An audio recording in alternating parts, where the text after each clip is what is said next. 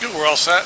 No. Hey, Coach, Mickey made an adjustment when he became the head coach to change the off day to Monday, and I'm just wondering what positive changes have you seen from that? Maybe how has that helped you as a coach to have an extra day to game plan, things like that before practice begins? That was, for me, that was what I was used to anyways, so I hadn't been the other way, so I don't think it, I think in this circumstance, sometimes you just, change can be good. If you're struggling in that way, it's, you're hitting it bad off the tee, you go to a 3-wood, or change the ball or something that way. So just the change part and just being positive, I think it was just nothing really that, didn't help the first week, but then just kind of got into it, and, and it's just kind of what we know, how we're doing it right now. Have you seen the players respond positively to that change? Well, I've seen them be positive the whole time, and I think I've seen them grow together as a team a little bit more. And that just kind of, we have a lot of new coaches on offense. I still don't know all the guys' names on defense. We got so many kids, but you're so worried about your side. So I think that part, and obviously if you win some games, it brings you back, brings you together. So they believe more, so getting confidence, it's hard to gain confidence when you lose. Mark, what do you see particularly in Mickey's role, Mickey's involvement in the team growing together, like you mentioned? I just see him in the meetings, and he comes in and sees me every morning or something in the afternoon, but I don't know what he's, I know what he's doing because I've been a head coach for 21 because he's coming in and said, man, I don't know about this stuff, but that's just part of it. So, he still wants to be involved in the football part, which he's doing a good job. Some of the things we may add or stuff that way. So, I just think the entire staff has stayed positive and not early on. It's not woe is me, and I think both sides of the ball were built together, and I thought it was really great camaraderie in the locker room afterwards. Just finding a way to win, and that's what it's about at any level, especially where we're at right now. That's a situation you guys were in on the drive, your last offensive drive. You had some clock management decisions to make, and for a guy who's not been in that position to do that, it looked like you had pretty good control of everything, and you were right there next to him most of the time on the sideline. What did you think of that sequence and the way that? No, we talked. I mean, I was a head coach for 220 games in the NFL for 100 games, and that's what I've always done. So, kind of that way, been in a bunch of situations. Whether you want to use a timeout, and we got one left, I'm going to use it here. Let's, talking to Casey, I kind of blew the one. They had a penalty, and I didn't think they'd start the clock. Ball went out, and it went. So I held Casey up, and probably should have snapped it about 8 seconds longer, which has saved us 8. That kind of goes down to, I was fortunate to be with Bill Cowher.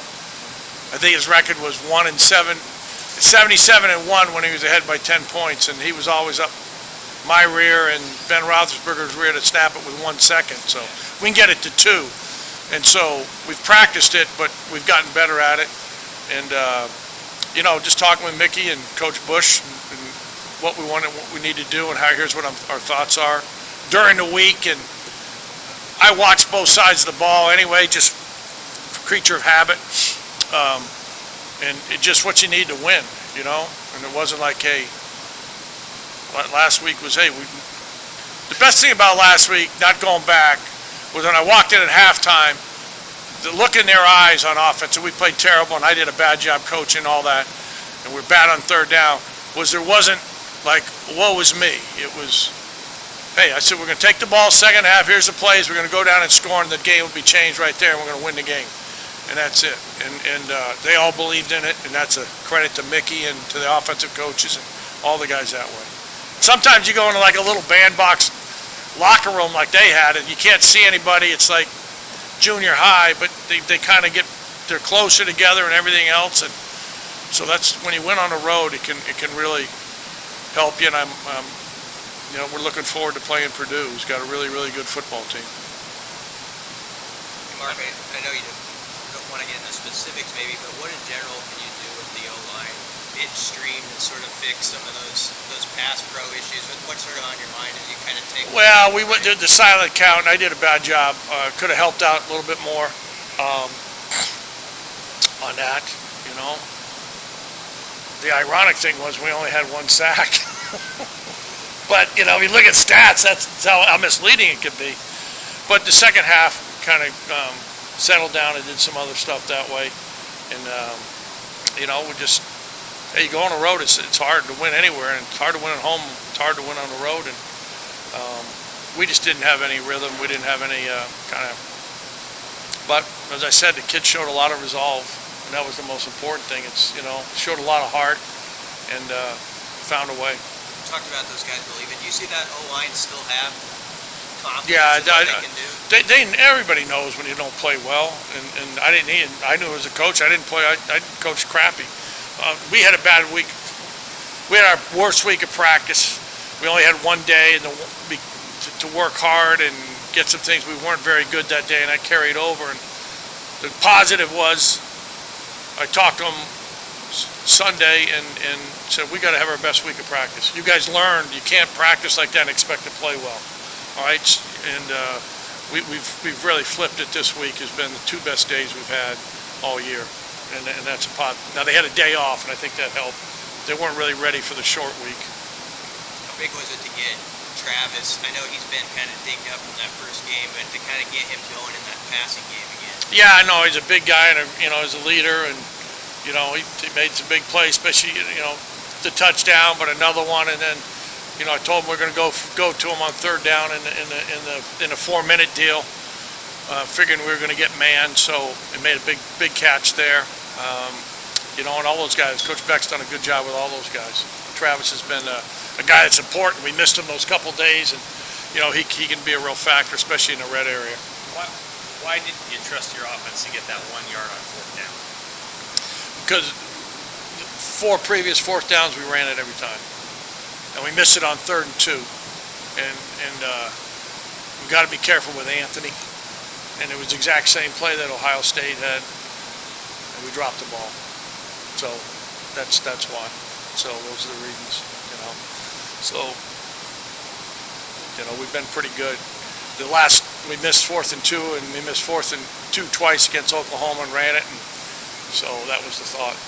And we got the look we wanted. I was standing right next to told Mickey if I don't like the look, I'm going to get a timeout. Then we talk about whether we can kick a field goal, what you like that way. But we like the look, and we just didn't execute it. Saw Tommy Hill working out with the receivers. What was kind of the thought process behind him working on the offensive side? How much maybe input? You know, he's go back and forth. He can be in the defensive sub packages, and he's just getting a little work. We're just trying to build some depth. You know, we weren't sure where Marcus was going to be, and all these guys got nicked up, and so. Guy can run and has done a good job returning, so just trying to work his ball skills and getting ready for the off week. You know, saying, hey, practicing a little bit now, and with the off week, we can maybe get him so at the end of the season we can play both ways. How much of a challenge is that for a guy mid-season? He's really embraced it, you know.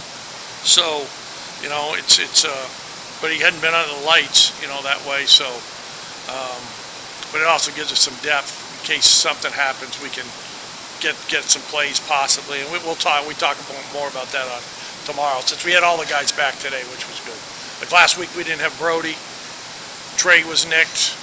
All right, Oliver was a little bit nicked, so that was just kind of the thought process. One or two more. Did you see what happened in the moment on that victory formation snap? Yeah, no. I mean, he's done that. He did that in the NFL. And I didn't do a good job at telling Casey beforehand. I almost called timeout, but Coach Raiola had talked about it, you know, where they submarine your offensive lineman. So, as I said, almost the time I said, no, it won't be a problem. We hadn't any problem with snaps. In case the ball was right there, so we had it, you know. But that's kind of what he's done in his career. What challenges were you presenting you guys as their defense? Veteran group. All over the place. Graham's back, who's a really good player, number 6. They get guys up front and can rush the passer and play physical. The back end's veteran. Their corners have been back there. You look down, it's senior, redshirt senior, junior, all the way through. They're not playing any young guys. They're playing at home. They won 3 in a row. They come up and made big plays when they have to, so it's a real challenge for us. It's the best team we've played, I'd say, since Oklahoma, but I'd say that Oklahoma played well against us, so it's a huge challenge for us.